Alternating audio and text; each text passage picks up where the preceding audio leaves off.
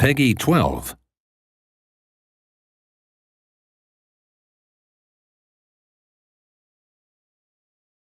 Trading by nature tends to be slowish, and we want to make the game fun, and so we thought about a solution for that. And our solution is to split trading into two different types of gameplay.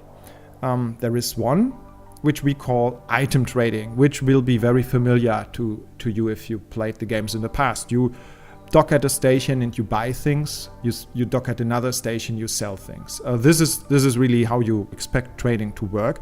Just now, when you compare it with the older games, you do this on platforms. So instead of dealing with menus, you now talk to people and buy stuff from them. We have all kinds of traders on platforms, and they sell stuff. You have items that you collect in space, rare items that you find in containers, stuff that you steal from stations, stuff that you steal from ships.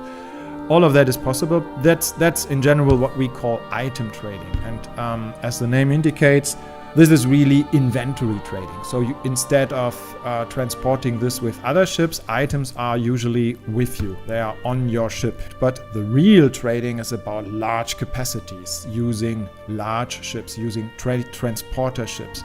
That is now a completely separated gameplay element. This real trading that happens now with trade offers. You can see the trade offers here. They are usually at the outside of stations because they need space. We are talking about large quantity of goods here. This real trading, that's usually about the actual supply of factories and space cities with goods. So we require large ships for it, and we require a lot of smaller ships to do the loading and unloading. So as you can hear in that, this really takes time if we want to represent it in the game realistically. You can see the large capital ship docking, you can see the drones starting to load and unload your goods to the ship. All of this is visualized realistically, but you as a player, you don't suffer from this speed because you just order other ships to do it. That's really the trick. When you fly around a station, you see interesting trade offers, you are just collecting them. You can see me doing this here, and I'm collecting them into my trade computer. Here on this menu, you can now see where they are listed. This is basically two menus. We group them by selling offers and buying offers. So on the one menu, you see what stations you have visited are currently selling goods. And on the other menu, you can see which products are currently being bought by stations. So by comparing this, you can find interesting matches, and you can see for every product, where did you see it the cheapest so far? Then you order other ships to execute your trade orders. So here you can see the quantities, here you see the price that a station pays or that you have to pay to a station. And you can see at the top of this menu all of your ships. So you usually, if you want to now give a trade order, you would select a ship that matches the products that you want. So for example, one freighter, like in this example, can only transport energy because it's a specialized energy transporter, while another one is a more generic transporter with capacities for all types of products.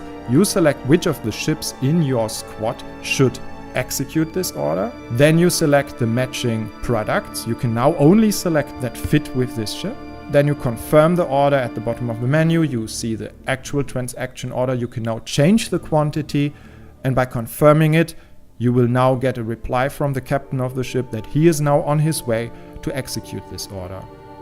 The trick here is this is just a queue. You can now add multiple of those orders to a single ship, and it will execute these orders one by one. So while you fly around collecting orders, selecting the best ones for making money, your ships execute this with some delay afterwards. So it could be actually like 10 to 20 minutes delay between you giving the order and the ship actually executing it. But that doesn't matter for you. If you like, you can watch the ship doing what you commanded it to do. But if you are more interested in playing the game in other areas, you may just do something else in between. And you can already look for a place where you want to sell these products and give the sell order for the same products. Now a trader always wants to make the maximum amount of money, and for that he wants to buy products as cheap as possible and sell them as expensive as possible. In the past of the X games, that always meant you are looking for the factory that has a very high amount of its products, and then you can be sure that it's going to sell it very cheap, and you are looking for another factory that buys these products as resources and currently is as empty as possible. The empty resources means they are willing to pay a higher price.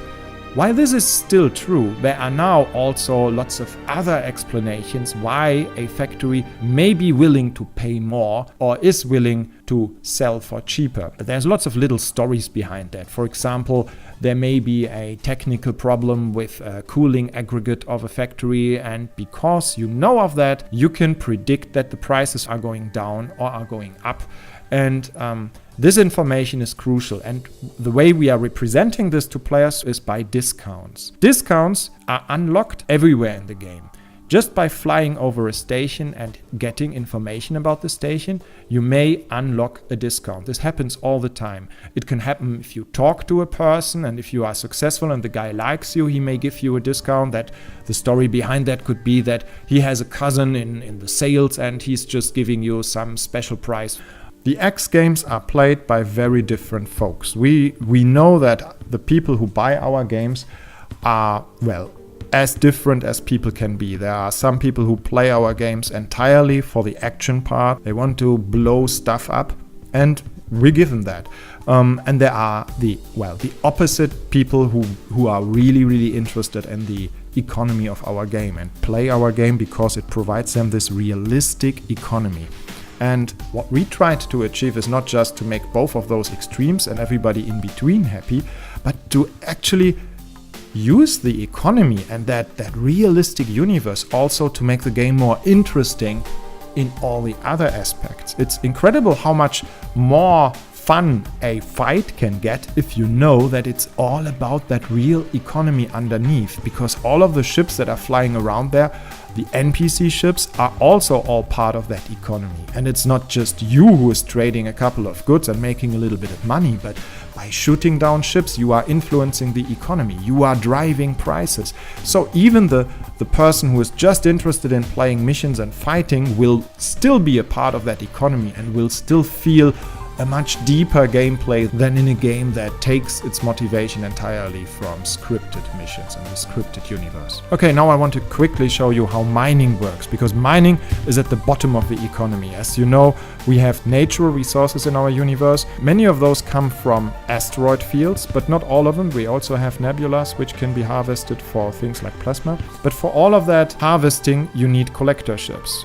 The way you command those ships is you simply put them in your own command group. Once I did that, this ship will follow me around. If I am now in an asteroid field, like this one here, I can turn on a mode and tag asteroids. If I tag an asteroid, you can see how the collector ship launches drones, pick them up, and drag them over to the capital ship. So without any complicated user interface, I can very quickly and easily tell the ship exactly what I want it to do. Of course, you don't have to do that.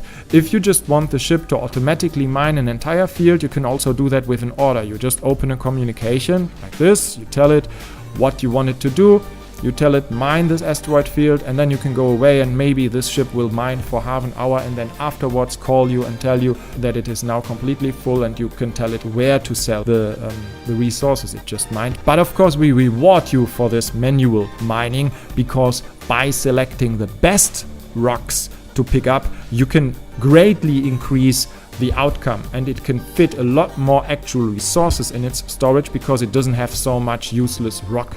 To get the rocks that you can pick up with your collector ship, you sometimes have to cut asteroids into smaller pieces. Large asteroids need to be cut with mining lasers or missiles, and you can use your own mining laser, like I'm doing here, and cut it directly with your own ship, or you can just tell one of your capital ships to do that. And again, you don't have to open a menu for that. You just tag the asteroid, and the capital ship will try to fly as close as possible and use its mining laser to cut this asteroid into smaller pieces. And that is, again, much more efficient than let it do it automatically, because you can select those rocks which look most lucrative.